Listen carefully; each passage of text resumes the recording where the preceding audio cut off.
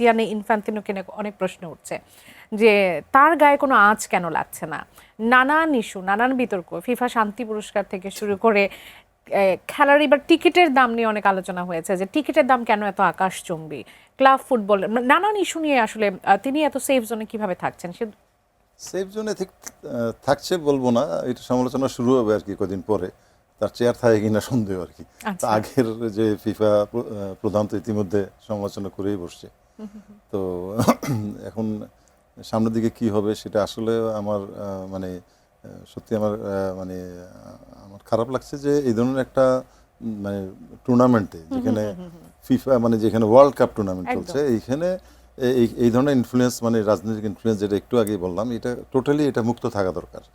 এখানে কোনো পার্সিয়ালিটি নাই। একটা রেড কার্ড হয়েছে, এটা নট ইয়েলো কার্ড যে ভুলবশত ইয়েলো কার্ড হয়েছে, আমি ভিআরে দেখলাম যে ভুল, এটা তো ডাইরেক্ট রেড কার্ড হয়েছে। এটা ইতিহাসে আমি দেখি নাই বা শুনি নাই, এই প্রথম আর কি দেখলাম। তো এখন পরবর্তীতে অন্যান্য টিমও যখন রেড কার্ড পাবে তখন তাদেরকেও সেটা দিতে হবে, তারাও তর্কাতর্কি করবে, এই নিয়ে বিতর্ক সৃষ্টি হবে, তাদেরকে না দিলে বা সেই প্লেয়ার না খেলাইলে আরও ইয়ে হবে।